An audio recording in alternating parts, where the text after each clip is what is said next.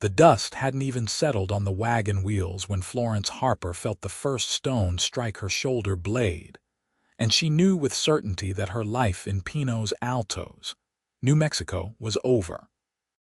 It was August of 1878, and the midday sun beat down mercilessly on the dirt roads as the crowd gathered, their faces twisted with righteous fury, their voices rising in a chorus of condemnation that drowned out her protests before she could even form the words.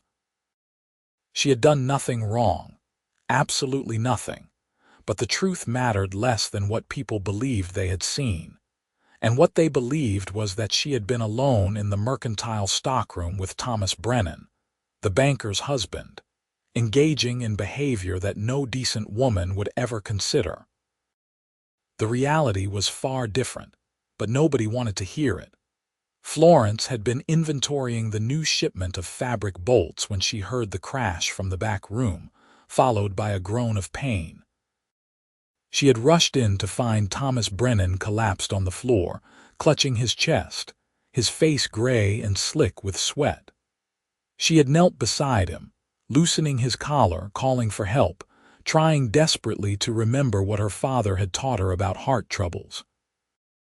That was when Margaret Brennan, Thomas's wife, had burst through the door with 3 other ladies from the church auxiliary, and the scene before them had been damning enough that no explanation would suffice. Florence had tried to explain, of course. She had told them about the sound of Thomas falling, about his labored breathing and the pain radiating down his left arm. But Margaret's eyes had been wild with something that looked less like shock and more like vindication, as though she had been waiting for this moment, hoping for it even. The other women had pulled Florence away, their fingers digging into her arms like talons, and someone had sent for Dr. Ashford, who had arrived moments later to tend to Thomas. By then, the damage was done. Within an hour, the entire town knew. Within 2 hours, a delegation of the town's most prominent citizens had arrived at the boarding house, where Florence rented a small room on the 2nd floor.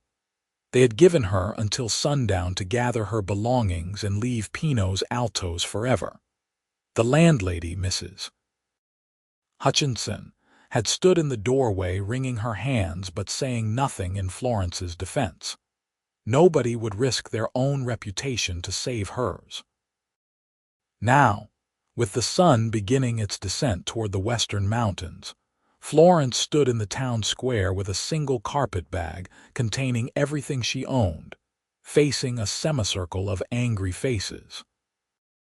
Reverend Collins stood at the center, his Bible clutched in one hand, the other raised as though calling down divine judgment.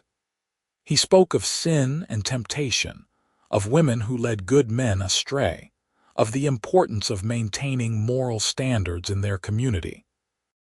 Florence felt each word like a lash across her back. She wanted to scream at them, to force them to listen, to make them understand that she had been trying to save a man's life, not ruin it. But she could see in their eyes that nothing she said would matter.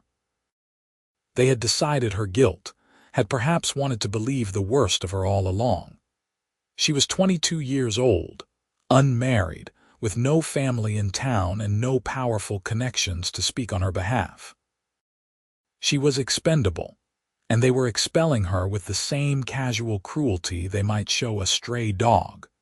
The stone that struck her shoulder was followed by another that grazed her temple, and Florence realized with horror that this was escalating beyond mere banishment. She grabbed her carpet bag and ran, her boots kicking up clouds of dust as she fled down the main street toward the edge of town. Behind her, she could hear shouts and footsteps, the mob mentality taking hold. She didn't look back. She ran until her lungs burned and her legs trembled with exhaustion, until the sounds of pursuit had faded into the distance, and she found herself alone on a narrow trail that wound through scrub brush and juniper trees. The sun was lower now, painting the sky in shades of orange and purple, and Florence knew she needed to find shelter before darkness fell completely. The nights in the New Mexico territory could be cold, even in summer, and she had no bedroll, no supplies. Nothing but the clothes on her back and the few possessions in her bag. She walked for what felt like hours, though it was probably less, her mind numb with shock and disbelief. How had her life come to this? Just yesterday, she had been a respectable woman with a good job at the mercantile, with plans to save enough money to eventually open her own dress shop. She had friends, or so she had thought. She had a place in the community. Now she had nothing. The trail led through a narrow canyon, and as Florence rounded a bend, she saw smoke rising in the distance. Her first instinct was fear, another group of people who might have heard about her supposed transgression, but desperation overrode caution. She had nowhere else to go, and the temperature was already dropping. She adjusted her grip on her carpetbag and walked toward the smoke. The ranch came into view gradually, materializing from the landscape like something out of a dream. It was modest but well-maintained, with a small house built from adobe and timber, a barn, a corral with several horses, and various outbuildings. The smoke came from the chimney of the main house, and as Florence approached, she saw a man working near the barn, his back to her as he hefted a saddle onto a rail. She stopped at the edge of the property, suddenly uncertain. What was she doing here? What could she possibly say to this stranger? But before she could turn away, the man seemed to sense her presence and turned around. He was tall, probably in his late 20s, with dark hair that fell to his collar and eyes that were a startling shade of blue-gray even in the fading light. He wore the typical attire of a working rancher, denim trousers and a worn cotton shirt, a bandana around his neck, and boots that had seen better days. His face was weathered from years in the sun, with lines around his eyes that suggested he smiled more often than he frowned. He studied her for a long moment, taking in her disheveled appearance, the carpetbag, the way she stood poised between approach and flight. "You lost." His voice was deep but not unkind, and Florence felt something inside her chest unclench just slightly. "Not lost," she managed to say, though her voice came out rough and broken. "Just cast out." He tilted his head, his expression shifting from curiosity to concern. From Pinot's altos, she nodded, and to her horror, felt tears beginning to well in her eyes. She had held them back all afternoon, refusing to give the mob the satisfaction of seeing her cry, but now, faced with this stranger's simple question and gentle tone, her defenses crumbled.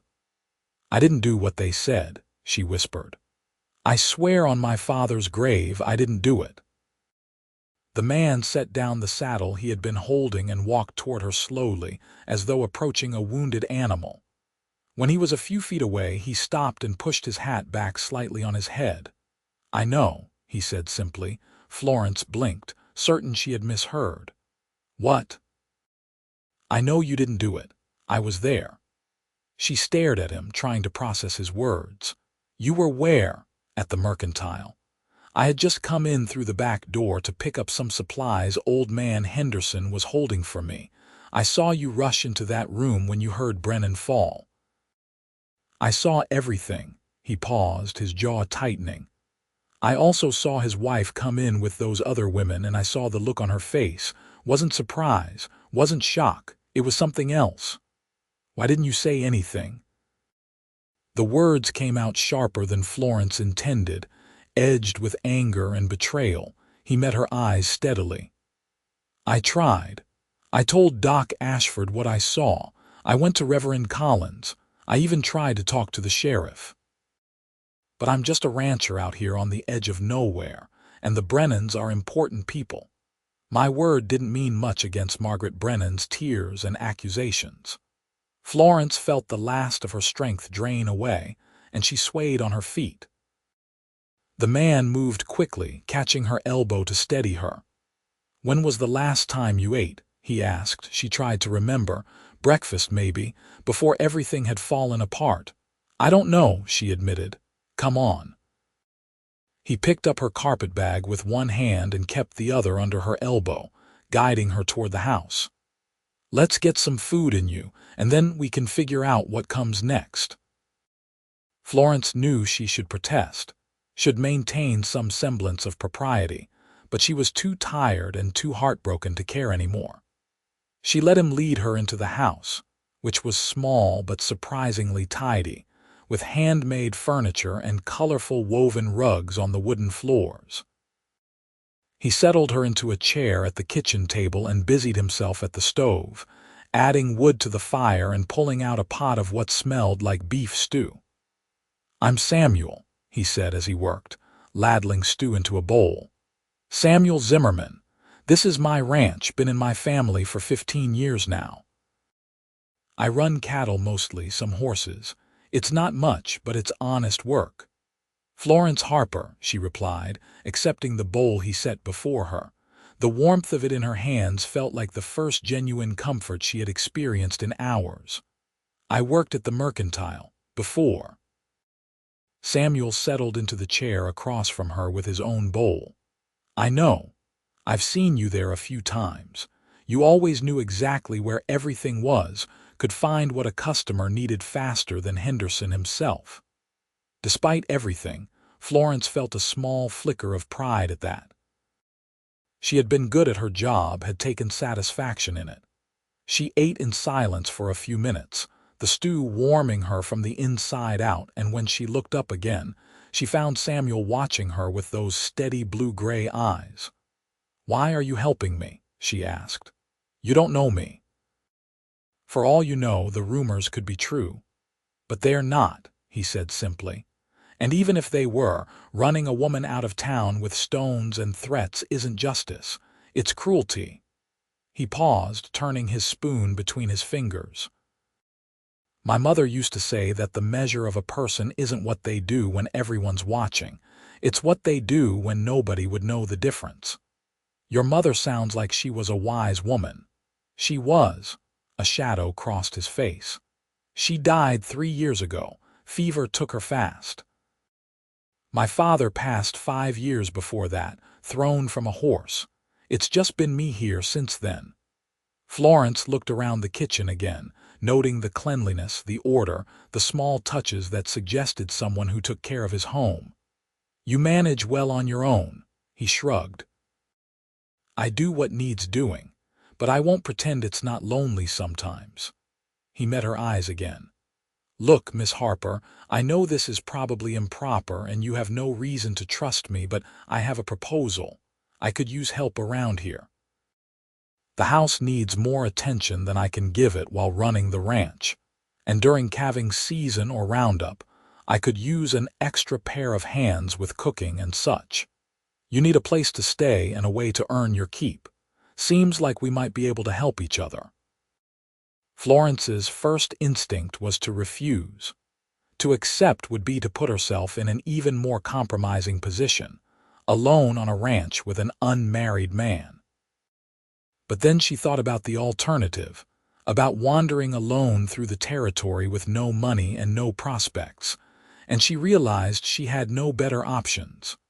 "People will talk," she said quietly. "People already are talking. At least here, you'd have a roof over your head and food in your belly while they do it."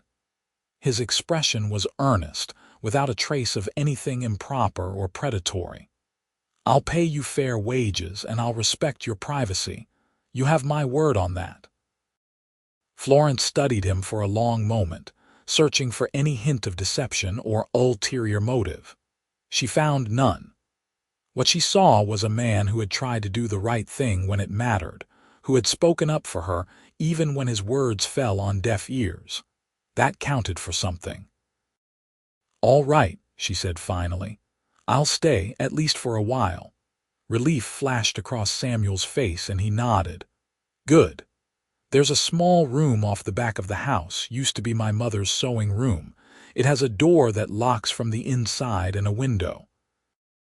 It's not much, but it's private and clean. You can stay there." He showed her to the room after they finished eating, and Florence found it exactly as he had described. It was small but comfortable, with a narrow bed, a dresser, a washstand, and a single window that looked out over the darkening landscape. Samuel brought in her carpetbag and a lamp, then paused in the doorway. "I'm glad you're here, Miss Harper," he said. "I know today was terrible for you, but I promise I'll do my best to make sure you're safe and cared for here." Florence felt tears threatening again, but this time they were different, softer somehow. "Thank you," she whispered. "You don't know what this means to me." He smiled, a gentle expression that transformed his weathered face. "Get some rest. Tomorrow will be better." After he left, closing the door softly behind him, Florence sat on the edge of the bed and let herself cry properly for the first time. She cried for the life she had lost, for the injustice of it all, for the fear and uncertainty that lay ahead. But she also felt, beneath the grief and anger, a tiny spark of something that might have been hope. The next morning, Florence woke to sunlight streaming through her window and the smell of coffee brewing. She dressed quickly in one of her simple work dresses and ventured out into the kitchen, where she found Samuel already up and moving, dressed for a day of ranch work. "Morning," he said, glancing up from where he was frying eggs. "I figured you'd sleep later after yesterday." "I've always been an early riser," Florence replied, moving to the stove. "Here, let me do that. You said you needed help with cooking and housework. Might as well start earning my keep." Samuel stepped back, though he looked faintly amused. "You don't waste time, do you? No point in wasting it." She took over at the stove, expertly flipping the eggs. "If I'm going to be here, I'm going to pull my weight." They ate breakfast together as the sun climbed higher, and Samuel explained the layout of the ranch and what her responsibilities would entail. He was clear and businesslike, but not cold, and Florence appreciated his straightforward approach. After breakfast, he headed out to work with the cattle, and Florence set about exploring her new home. The house was cleaner than she had expected for a bachelor's dwelling, but there were still plenty of tasks that needed attention. She swept and scrubbed floors, washed windows, did laundry, mended clothes that Samuel had probably been meaning to fix for months. She found a strange comfort in the work, in the simple physicality of it, in having something productive to focus on besides her own troubles. Samuel came back at noon for a quick meal, and she had sandwiches ready, along with cold water from the well. He ate quickly, thanked her, and headed back out. She watched him go from the kitchen window, noting the easy way he moved, the care he took with his animals, the evident pride he had in his land. The days fell into a rhythm after that. Florence woke early, prepared breakfast, tended to the house and garden, prepared meals, and gradually began to feel like less of a guest and more of a fixture in Samuel's life. He was unfailingly polite and respectful, never crossing the boundaries he had set that first night. They talked during meals, sharing stories about their lives, their families, their dreams. Florence learned that Samuel had grown up on this ranch, had learned ranching from his father, who had claimed this land in 1863 when the territory was still wild and dangerous. His mother had been a school teacher from St. Louis who had fallen in love with his father during a visit to relatives in Santa Fe. They had built this life together through hard work and determination, and Samuel had inherited both their work ethic and their values. Samuel learned that Florence's parents had died when she was 18, her mother from consumption and her father from grief a year later. She had been on her own ever since, working various jobs to support herself, always dreaming of something more stable, something that was truly hers. The job at the mercantile had been the best thing she had found, and losing it had felt like losing everything. As the weeks passed, Florence found herself thinking less about what she had lost and more about what she had found. There was something peaceful about life on the ranch, something honest and real that had been missing in town. She liked the way the air smelled in the morning, clean and sharp with the scent of juniper and sage. She liked the sound of the horses in the corral, the sight of the mountains in the distance, the vast expanse of sky that seemed to stretch on forever. And if she was being honest with herself, she liked Samuel. She liked the way he treated his animals with gentleness and respect, the way he worked until he was exhausted but never complained, the way he looked at her sometimes across the dinner table with an expression she couldn't quite read, but that made her heart beat a little faster. One evening in late September, after they had finished dinner and were sitting on the porch watching the sunset, Samuel turned to her with a serious expression. "I need to tell you something," he said, his voice quiet. "I've been thinking about it for a while, and I figure you have a right to know." Florence felt her stomach tighten with anxiety. "What is it?" "I went back to town last week. I needed supplies, and I figured enough time had passed that people might have calmed down some."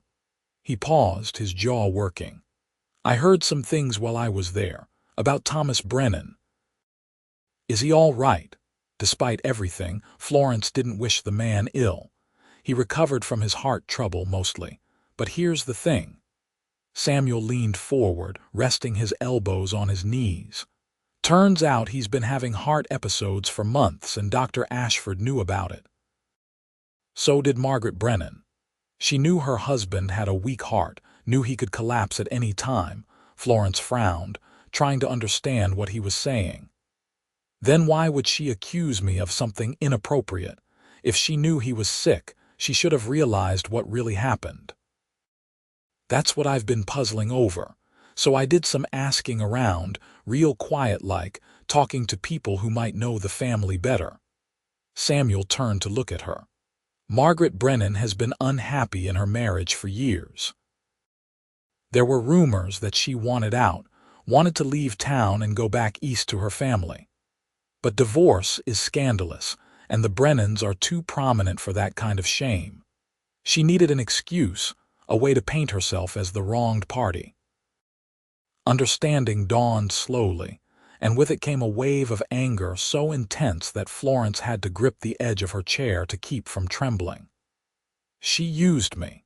She saw an opportunity to make her husband look like the villain, to justify whatever she wanted to do next, and she used me to do it. "I think so, yes." Samuel's voice was gentle but firm. "I think she saw you helping her husband and twisted it into something it wasn't, knowing the town would believe her over you. And I think she's been telling that story ever since, making sure nobody forgets so that when she eventually leaves Thomas, everyone will understand why." Florence stood abruptly, pacing to the edge of the porch. "It's not fair. None of it is fair." "No," Samuel agreed, standing as well. "It's not." She turned to face him, tears of frustration burning in her eyes. "I can never go back, can I? Even if the truth came out, even if people knew what really happened, I'd always be that woman, the one who was accused, the scandal." Samuel crossed the porch to stand in front of her, close enough that she could see the flecks of darker blue in his eyes. "Would you want to go back? Knowing what you know now about those people, about how quick they were to judge you and how little your word meant to them?" Florence opened her mouth to say yes, of course she would, but the words wouldn't come. Because the truth was, she didn't want to go back. Not to that town, not to that life, not to the loneliness and uncertainty that had defined her existence before. Here, on this ranch with this man, she had found something she hadn't even known she was looking for. "No," she said finally, the word barely a whisper. "I wouldn't want to go back." Something shifted in Samuel's expression, a softness entering his eyes that she had seen hints of before but never so clearly. "I'm glad," he said, "because I don't want you to go." They stood there in the fading light, the air between them charged with unspoken words and feelings that neither of them was quite ready to name. Then Samuel reached out slowly, giving her time to move away if she wanted, and took her hand in his. His palm was rough with calluses, warm and solid, and Florence felt that touch all the way through her body. "Florence," he said, and the way he spoke her name made it sound like something precious. "I know this isn't how things are supposed to be done. I know there are rules about courtship and propriety, and we've broken most of them just by living under the same roof. But I need you to know that I care about you. More than I should, probably, given how little time we've known each other. But I do." Florence's heart was pounding so hard she was certain he must be able to hear it. "I care about you too," she admitted, the words tumbling out before she could second-guess them. "You saved me, Samuel. You gave me a home when I had nothing and nobody. You believed me when no one else did." "How could I not care about you?" He smiled then, that transforming smile that made him look younger and lighter, and he squeezed her hand gently. "I was hoping you'd say that." They stood there holding hands as the stars began to appear overhead, not talking, just being together in a way that felt right and true. Florence knew that loving Samuel would bring its own complications, that there would be talk and judgment, and all the other difficulties that came with their unusual situation. But for the first time since that terrible day in Pino's Altos, she felt like herself again. She felt valued and seen and cared for, and that was worth more than all the respectability in the world. The autumn passed in a golden haze of work and growing affection. Samuel began teaching Florence about ranching, showing her how to handle the horses, how to read the weather, how to move cattle from one pasture to another. She proved to be a quick learner, and he was a patient teacher, and together they made a good team. They talked more freely now, sharing hopes and fears and dreams. Samuel told her about his plan to expand the ranch, to build up his herd and maybe hire some hands to help with the work. Florence told him about her old dream of opening a dress shop, but admitted that it felt less important now than it once had. What she wanted, she realized, wasn't just independence or financial security. What she wanted was a home, a real home with someone who loved her. Samuel kissed her for the first time in October, on a clear afternoon when they had ridden out to check on the cattle in the far pasture. They had stopped to rest the horses by a small stream, and Florence had been laughing at something he said, her face tilted up to the sun, when he had leaned down and pressed his lips to hers. It was gentle and sweet and full of promise, and when they pulled apart, both of them were smiling. "I love you, Florence Harper," Samuel said, his hand cupping her cheek. "I think I've loved you since the moment you walked onto my land looking lost and heartbroken. I want to spend my life with you if you'll have me." Florence felt joy bubbling up inside her, bright and effervescent. "I love you too. And yes, Samuel Zimmerman, I'll have you. I'll have you for all the days of my life." They were married in November by a traveling preacher who came through once a month visiting the scattered ranches and homesteads in the area. It was a simple ceremony, with no guests and no fuss, just the two of them standing in the main room of the house they now shared, speaking vows that came from the heart. Florence wore a blue dress she had made herself, and Samuel wore his best shirt and a nervous smile, and when the preacher pronounced them husband and wife, Samuel kissed her with such tenderness that Florence felt tears on her cheeks. Their wedding night was everything Florence had hoped it would be, gentle and passionate and full of love. Samuel was patient with her inexperience, taking his time to make sure she was comfortable and cared for, and Florence gave herself to him completely, trusting him with her body just as she had already trusted him with her heart. In the months that followed, they settled into married life with surprising ease. Florence moved her things into Samuel's room, which became their room, and they worked together to make the house truly theirs. They painted walls, built new furniture, planned improvements for the spring. Samuel proved to be an attentive and affectionate husband, always finding little ways to show his love, whether it was bringing her wildflowers from the range or making sure she had the first cup of coffee in the morning. Florence thrived in ways she never had before. She had always been competent and hardworking, but here, as Samuel's wife and partner, she found a confidence and joy that transformed her. She learned to rope and brand cattle, to doctor sick animals, to shoot accurately enough to keep predators away from the livestock. She also maintained the house with pride, taking satisfaction in creating a home that was warm and welcoming. Winter came hard that year, with snow that piled up past the windows and temperatures that made going outside a misery. But inside their little adobe house, Florence and Samuel were cozy and content. They spent long evenings by the fire, talking and reading and simply being together. Samuel taught her to play chess, and she taught him the card games her father had shown her as a child. They made love frequently, learning each other's bodies and preferences, finding pleasure and comfort in their physical connection. It was during one of those snowy nights in January that Florence realized she was pregnant. She had suspected for a few weeks, but she waited until she was certain before telling Samuel. She chose a night when they were sitting together on the sofa, her head on his shoulder, his arm around her waist.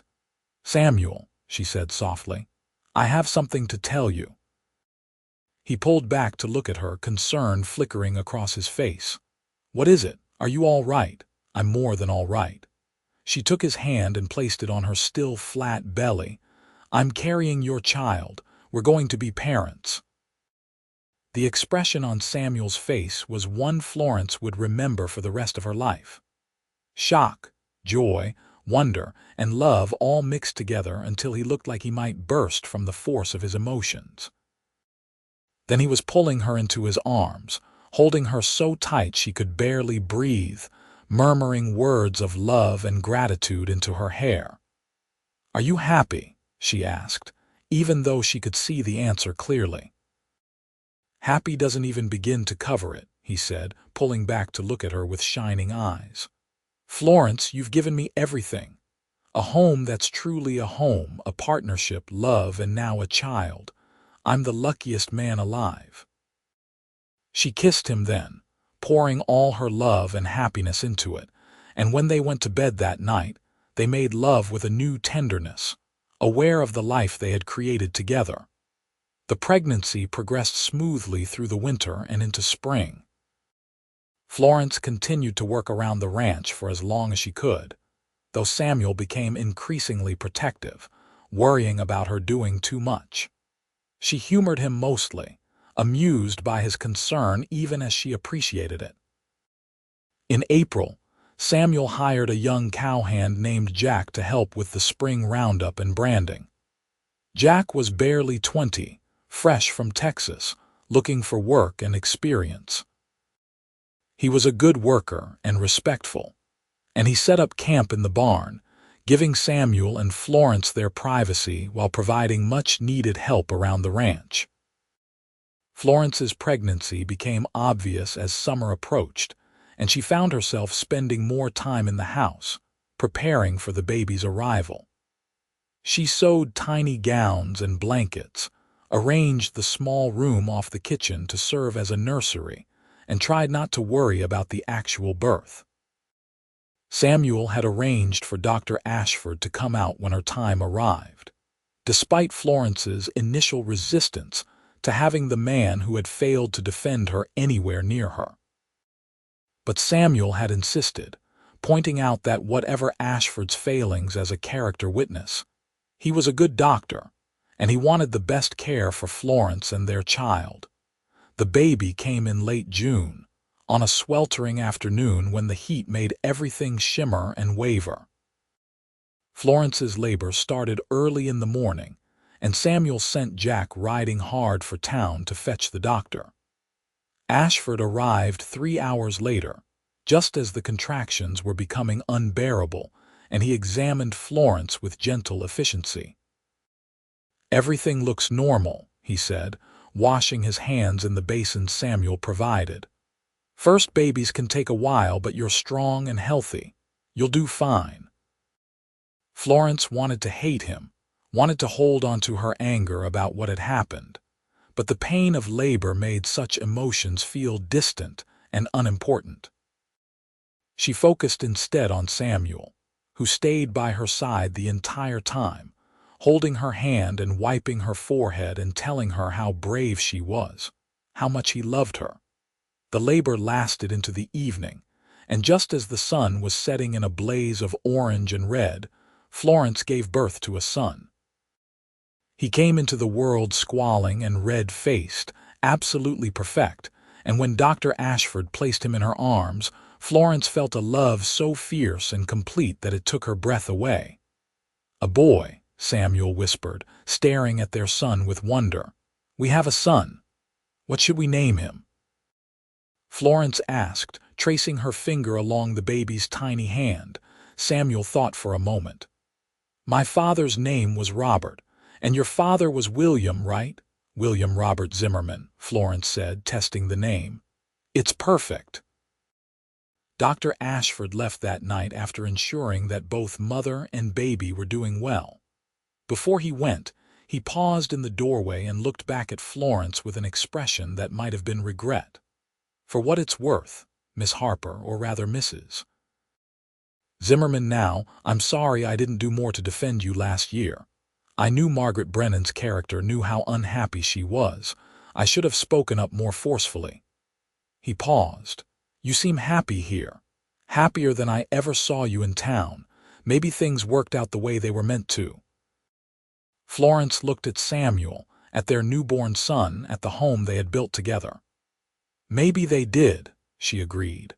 After the doctor left, Samuel climbed into bed beside Florence and the baby, carefully arranging them both so they could rest against him.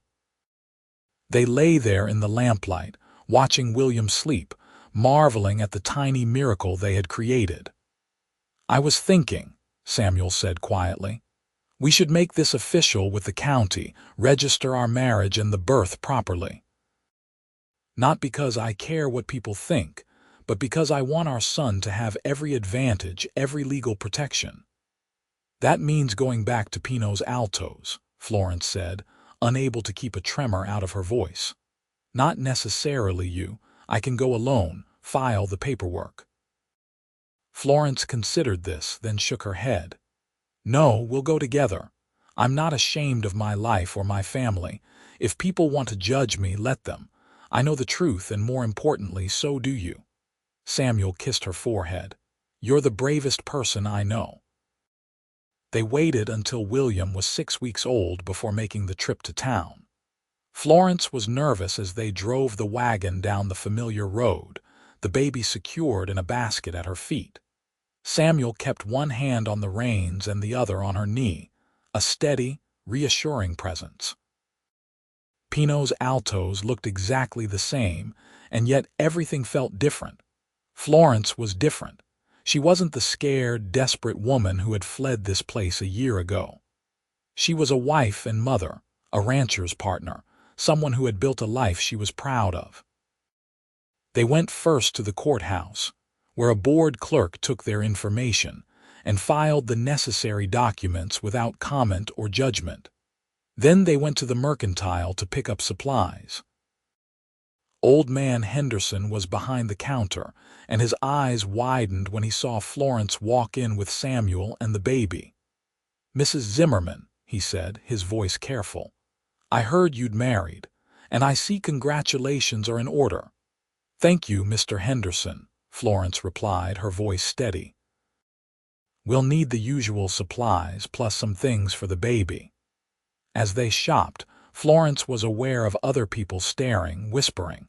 Some faces showed curiosity, others disapproval, a few even looked sympathetic. She held her head high and focused on Samuel and William, on the life they had together, and found that the opinions of these people mattered less than she had feared.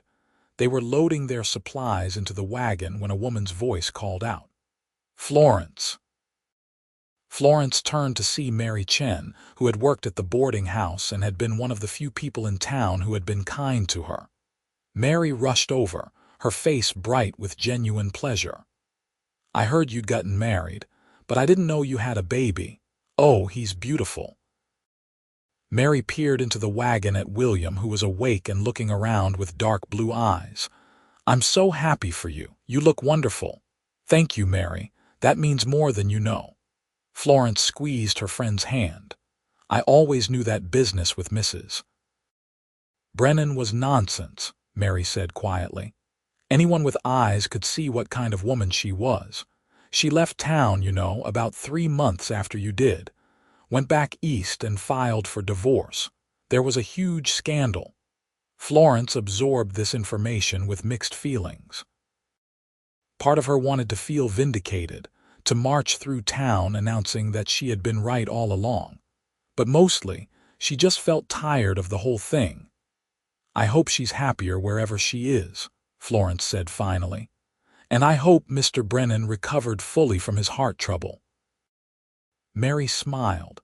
"That's gracious of you, more gracious than she deserves."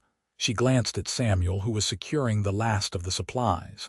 "You've done well for yourself. He's a good man, everyone says so, and that ranch of his is thriving." "We've worked hard," Florence agreed. "Both of us." They chatted for a few more minutes, and then Mary hurried off, promising to visit the ranch sometime.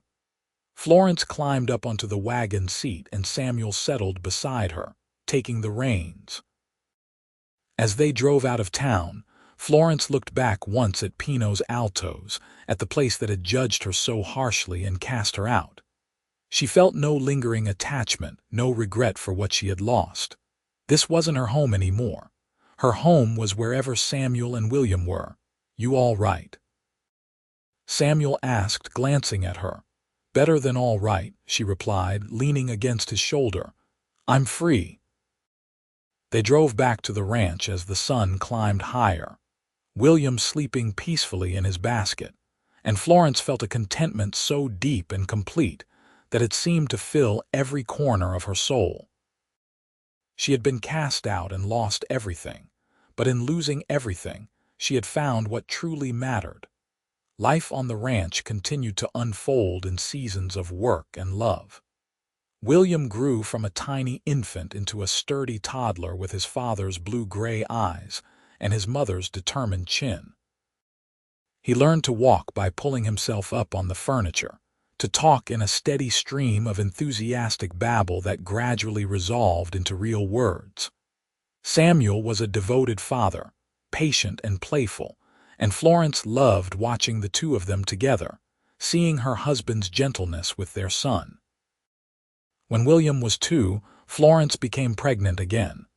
This pregnancy was easier than the first, perhaps because she knew what to expect, perhaps because she was more settled and secure. Samuel fussed over her just as much, which made her laugh, but she loved him for it. Their daughter was born on a crisp October morning in 1881, with much less drama than William's birth. Dr. Ashford arrived in plenty of time, and the labor was quick and relatively uncomplicated. The baby girl had a full head of dark hair and lungs that announced her presence to the entire ranch. "What should we name her?" Samuel asked, cradling his daughter with the same wonder he had shown with William. Florence thought about her mother, about the woman who had taught her to sew and cook and stand up for herself. "Sarah, after my mother. Sarah Grace Zimmerman." "It's perfect," Samuel agreed. With 2 children, the house felt fuller, livelier, and infinitely more joyful. William was fascinated by his baby sister, always wanting to help care for her, and Florence's heart swelled watching her children together. Samuel continued to build up the ranch, hiring another hand and expanding the herd. Florence managed the household and helped with the ranch work when she could, finding satisfaction in the partnership she and Samuel had built. The years rolled on, marked by the rhythms of ranch life and the milestones of their growing family. William started helping his father with small tasks when he was 5, so proud of his little rope and his responsibilities.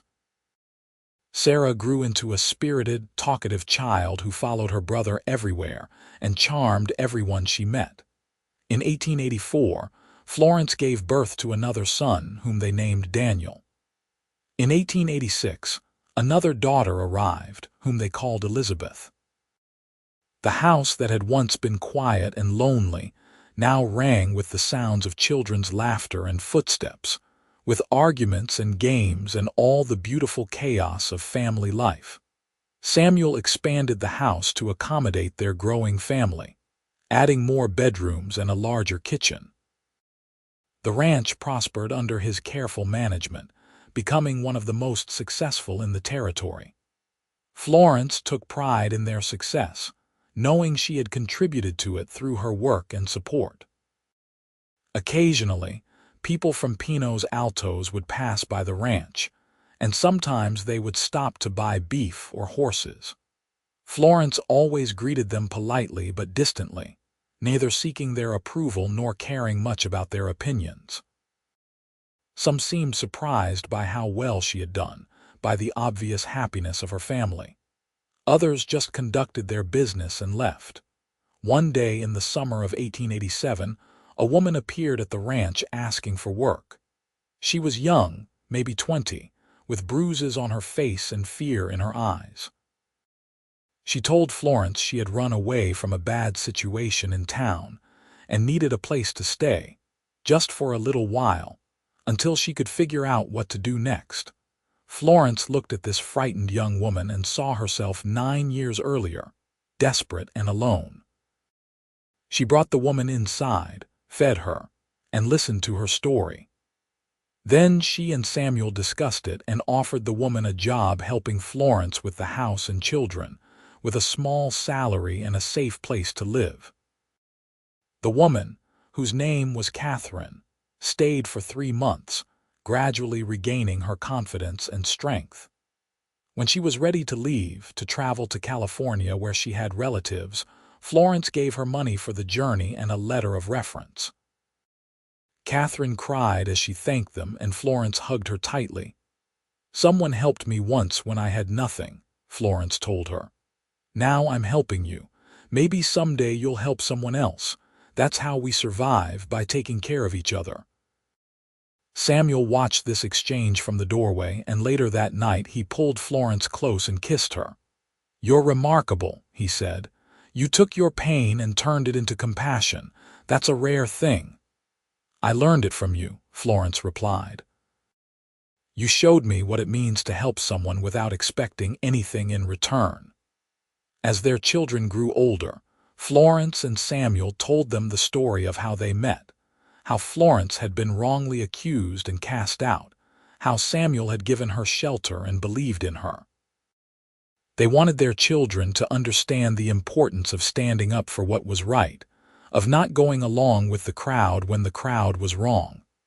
William, who was serious and thoughtful like his father, listened carefully and asked many questions. Sarah, who had inherited her mother's fierce sense of justice, declared that she would never judge someone without knowing the whole story. Daniel and Elizabeth were still young enough that the story was simplified, but they understood the basic truth. Their parents loved each other, and they had built this life together through hard work and faith. By 1890, the ranch was thriving beyond Samuel's early dreams. They had a large herd of cattle, a string of quality horses, and enough hired hands that Samuel wasn't working himself to exhaustion anymore. He was in his early 40s now, still strong and capable, but with more silver in his hair and deeper lines around his eyes. Florence was 34, beautiful in a way that transcended youth, with confidence and contentment that made her glow. They added on to the house again that year, building a proper parlor where they could entertain the occasional visitors, and a library where Florence kept the growing collection of books she ordered from catalogs. Samuel built her a sewing room with good light, where she could work on her projects and sometimes make dresses for women from the surrounding ranches who paid her well for her skill. One evening in late autumn, after the children were in bed, Samuel and Florence sat on the porch wrapped in blankets against the chill. The stars were brilliant overhead, and the air smelled of wood smoke and the approaching winter. "You ever regret it?" Samuel asked quietly. "The way things happened, I mean. Being cast out, having to leave your old life behind." Florence considered the question seriously, as she always did when Samuel asked her something important. "I regret the injustice of it," she said finally. "I regret that Margaret Brennan was willing to destroy someone else to serve her own purposes. I regret that the people I thought were friends turned on me so quickly." She paused, turning to look at her husband's profile in the starlight. "But I don't regret where I ended up. I don't regret finding you, building this life with you. If I could go back and change things, make them believe me and let me stay in town, I wouldn't do it. Because then I wouldn't have this." Samuel turned to her, his eyes shining with emotion. "I think about it sometimes, what my life would be like if you hadn't walked onto my land that day. How lonely I was, how empty this house felt. You filled it with love and laughter and purpose. You gave me children and partnership and joy. Everything good in my life comes from you." "We gave it to each other," Florence corrected gently. "That's what love is, Samuel. Not one person saving another, but two people building something together that neither could have alone." He pulled her close, and they sat there together as the night deepened, comfortable in the silence and in each other's presence. They had been married for 12 years, and Florence loved him more now than she had on their wedding day. She knew his moods and his habits, his strengths and his weaknesses. She knew that he sang off-key when he thought no one was listening, that he had a sweet tooth he tried to hide, that he sometimes woke in the night and checked on each of the children to make sure they were safe. She knew all of this, and she loved him for all of it. The years continued their steady march. William grew into a tall, capable young man who was learning the ranching business from his father, clearly preparing to take over someday. Sarah became a skilled rider and an excellent shot, with dreams of someday working with horses professionally. Daniel showed an aptitude for numbers and bookkeeping, keeping track of the ranch accounts with meticulous care. Elizabeth, the youngest, was artistic and imaginative, filling sketchbooks with drawings of the ranch and the surrounding landscape. In 1895, when William was 19, he started courting a girl from a neighboring ranch. Her name was Emma, and she was sweet and hardworking, with a laugh that reminded Florence of her own at that age. Samuel teased William mercilessly about his sudden interest in combing his hair and wearing his good shirts, but Florence could see the pride in her husband's eyes as he watched their son fall in love. William and Emma were married in the spring of 1896, and they built a small house on the far side of the ranch property. Florence watched her firstborn son standing at the altar with his bride and felt the bittersweet ache of seeing him become fully grown. But she was happy for him, grateful that he had found love as she had. Sarah left home in 1897 to work at a horse ranch in Arizona, pursuing her passion with single-minded determination. She wrote often, her letters full of excitement about the horses she was training and the skills she was learning. Florence missed her daughter terribly, but supported her dreams, knowing how important it was to follow your own path. The new century arrived with hope and promise. Florence was 44 years old, Samuel was 51, and they had built a legacy that extended beyond themselves. The ranch was successful and stable, their children were thriving, and they had earned the respect of everyone in the territory. One day in the summer of 1901, Samuel came in from the range earlier than usual, a strange expression on his face. Florence was in the kitchen preparing dinner, and she looked up with concern. "What's wrong?" she asked immediately. "Nothing's wrong exactly, just unexpected." He pulled off his hat and ran a hand through his silver-streaked hair. "I ran into Sheriff Patterson from Pino's Altos in town today. He asked if we'd consider selling some cattle to supply the town's new hotel." Florence set down the knife she had been using to chop vegetables. And he apologized. On behalf of the town.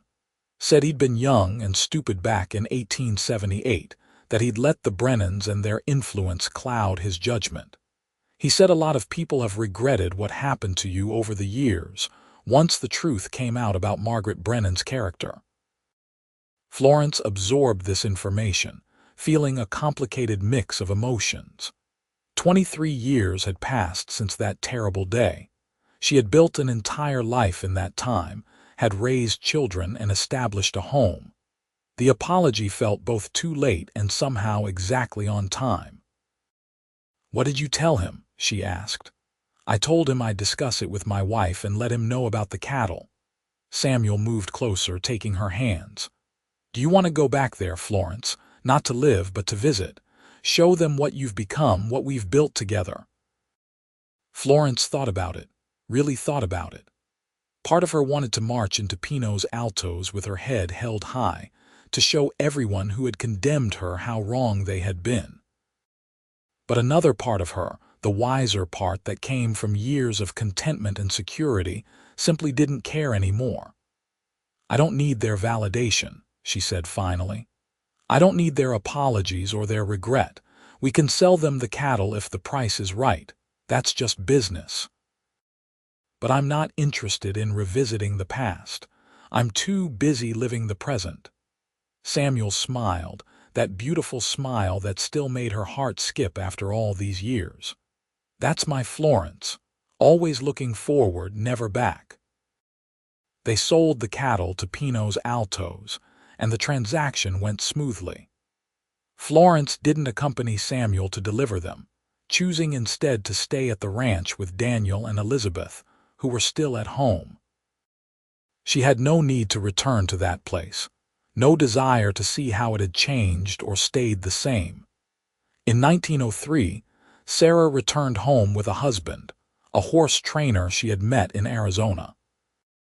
They settled on a piece of land Samuel deeded to them, building their own small ranch that specialized in breeding and training horses. Florence was overjoyed to have her daughter close again, and the two families visited often. Daniel went to study at a college in Santa Fe in 1904, planning to return to help manage the business side of the ranch. Elizabeth, showing more and more artistic talent, talked about going to art school back east, though she was still too young to make that decision. William and Emma had 3 children by 1905, making Florence and Samuel grandparents multiple times over. Florence loved having grandchildren, loved spoiling them and telling them stories, and watching them play in the same yard where their father had played decades earlier. Life was full and rich and exactly what Florence had always wanted, even before she had known to want it. She and Samuel still worked together every day, still sat on the porch in the evenings watching the sunset, still shared a bed and a life, and a love that had only deepened with time. One evening in the spring of 1907, Florence was putting away dishes after dinner when Samuel came up behind her and wrapped his arms around her waist. She leaned back against him, comfortable and content in his embrace. "You know what day it is?" he asked, his voice warm in her ear. "Tuesday." She guessed, smiling. "It's the anniversary. 29 years ago today you walked onto my land looking lost and heartbroken, and you changed my life forever." Florence turned in his arms to face him. "You saved me that day." "No," Samuel said firmly. "We saved each other. You gave me purpose and partnership and love. You made this house a home, made my life worth living. Everything I have, everything I am, I owe to you." "We built it together," Florence said, echoing the words she had spoken years ago. "That's what makes it real." Samuel kissed her then, a kiss that held all the passion and tenderness of their long marriage, and Florence kissed him back with equal fervor. They were older now, their bodies showing the wear of hard work and long years, but the fire between them had never dimmed. Later, lying in bed with Samuel's arm around her and his breathing deep and even beside her, Florence thought about the journey that had brought her here. She had been cast out of one life and thrust into uncertainty, but she had found something far better than what she had lost. She had found love and partnership, family and home, purpose and peace. The injustice of what had happened in Pino's Altos still existed, a fact of history that couldn't be changed. Margaret Brennan had used her, the town had condemned her, and she had suffered for it. But Florence had taken that suffering and transformed it, had refused to let it define her. She had built a life of meaning and joy, had raised children who knew the value of justice and compassion, had created a legacy that would outlast her. As she drifted off to sleep, warm and safe in her husband's arms, Florence felt nothing but gratitude. The path had been hard, but it had led her exactly where she needed to be. The years continued their steady progression, each one bringing new joys and challenges. Daniel returned from college in 1908 with a degree and innovative ideas for managing the ranch's finances and operations. Elizabeth left for art school in New York in 1909, a decision that made Florence's heart ache even as she supported her daughter's dreams. Samuel's health began to decline slightly in 1910. Nothing serious, but enough that he started letting William and Daniel take over more of the heavy physical work. He spent more time with the grandchildren, teaching them to ride and rope and care for animals, passing on the knowledge his own father had given him. Florence remained strong and active, still managing the household and helping with the ranch. Her hair was completely silver now, and she wore reading glasses for close work, but her spirit was as fierce and determined as ever. She had become a respected figure in the territory, known for her generosity and her willingness to help women in difficult situations. She employed several women on the ranch over the years, giving them work and safety when they had nowhere else to go, and she never asked for gratitude or recognition. In 1912, Elizabeth returned from New York with a portfolio of paintings that took Florence's breath away. Her daughter had captured the beauty and harshness of the Western landscape in ways that were both realistic and dreamlike. Several galleries in the East were interested in her work, but Elizabeth had decided to come home, to paint the land and people she loved. "I needed to leave to appreciate what I had," Elizabeth told her mother one afternoon as they sat in the sewing room together, Elizabeth sketching while Florence mended clothes. "But New York made me realize that this is where I belong. This land, this family, this is my subject and my home." Florence understood completely. She had left Pino's Altos because she had no choice, but in leaving, she had found her true home. Sometimes you had to lose something to understand its value. By 1915, the ranch was being run primarily by William and Daniel, with Samuel serving as an advisor and occasional helper. He was 66 years old, still sharp mentally, but less physically robust than he had been. Florence was 59, and they spent more time together now, riding out to their favorite spots on the ranch, sitting on the porch in the evenings, enjoying the life they had built.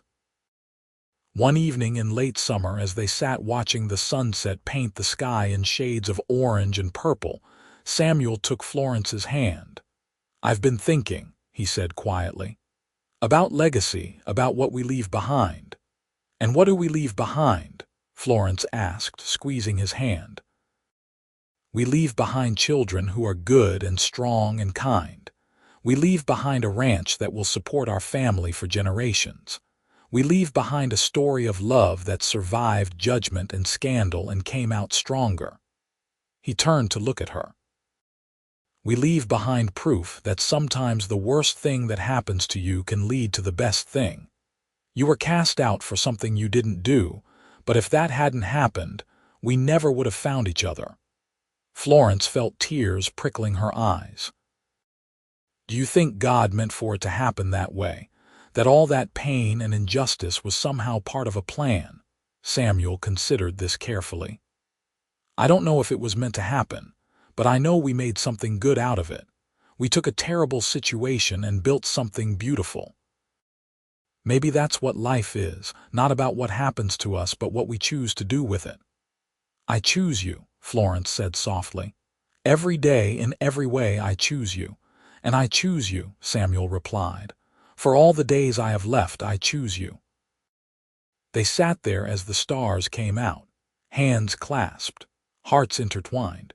Two people who had found each other against all odds and built a love that would last beyond their lifetimes. Samuel's health took a turn for the worse in the winter of 1916. He developed a persistent cough that wouldn't go away, and Dr. Ashford, now an old man himself, diagnosed him with pneumonia. They tried everything, but Samuel's lungs had been weakened by years of dust and hard work, and he couldn't fight off the infection. Florence nursed him through those final weeks with a tenderness born of 38 years of love. She sat by his bedside reading to him, telling him stories of their life together, making sure he was comfortable and surrounded by family. All their children came home, and the grandchildren took turns visiting, bringing laughter and light into the sick room. On a cold January morning in 1917, with Florence holding his hand and all their children gathered around, Samuel Zimmerman took his last breath. He died peacefully, without pain, a man who had lived fully and loved well. Florence grieved deeply, as anyone would who had lost their partner of nearly 4 decades. The house felt empty without Samuel's presence, without his voice and his laughter and his steady, comforting love. But she didn't fall apart. She had learned long ago that she was strong enough to survive anything, and she would survive this too. She stayed on the ranch, helping William and Daniel run it, spending time with her grandchildren, creating a life that honored Samuel's memory while still being fully her own. She told stories about him constantly, making sure the younger grandchildren who hadn't known him well would understand what kind of man their grandfather had been. In the evenings, she sat on the porch in the rocking chair Samuel had made for her years ago, wrapped in one of his old shirts, watching the sunset and talking to him as though he were still there. She told him about the ranch, about the children and grandchildren, about the world that kept changing around her. And sometimes, in the quiet moments, she felt his presence so strongly that she could almost believe he was sitting beside her. Florence lived on for another 12 years, dying peacefully in her sleep in 1929 at the age of 73. She had lived to see all her children grow and thrive, to meet great-grandchildren, to witness the ranch expand and prosper beyond anything she and Samuel had imagined. She had lived a life of purpose and love, had overcome injustice and judgment, had built something lasting and true. They buried her next to Samuel in the small cemetery on the ranch, under a cottonwood tree they had planted together in their first year of marriage. The headstone was simple, bearing both their names and a single phrase that William had chosen. Together they built a home, and it was true. From the ashes of Florence's ruined reputation and Samuel's lonely existence, they had built something that endured. They had built a family, a ranch, a legacy of love and compassion that touched everyone who knew them. They had proved that sometimes the worst injustice can lead to the greatest joy, that being cast out can mean being led home, and that true love doesn't just survive hardship but is forged by it. Their story became part of the family history, told to each new generation. The story of how Florence had been wrongly accused and cast out of Pino's altos, how Samuel had known the truth and given her a home, how they had fallen in love and built a life together that became the foundation for everything that came after. It was a story of injustice met with compassion, of judgment overcome by truth, of two people who found each other when they needed each other most. And it was a story with a happy ending, because Florence and Samuel had loved each other deeply and completely for all their days, had raised children who carried on their values, and had created something that would outlast them both. They had turned pain into joy, scandal into love, and loneliness into the deepest kind of connection. Their love story became legendary in the family, a reminder that sometimes the worst day of your life is the first day of your best life, that being cast out can mean being led home, and that true love recognizes truth even when the whole world chooses to believe a lie. Samuel had known the truth when it mattered, had given Florence a home when she had nothing, and together they had built something beautiful that lasted beyond their lifetimes. In the end, what Margaret Brennan had meant for harm had become the catalyst for the greatest blessing of Florence's life. She had lost everything in Pino's altos, but she had gained something far more valuable on Samuel's ranch. She had gained a partner, a purpose, a family, and a love that transcended time and circumstance. And so the story ended not with injustice and heartbreak, but with legacy and love, with children and grandchildren and great-grandchildren who all knew that their family had been built on a foundation of truth, compassion, and a love that had conquered everything thrown against it. Florence and Samuel's love story was complete, their lives fully lived, their love fully realized, and their happy ending assured not just for themselves but for all the generations that followed.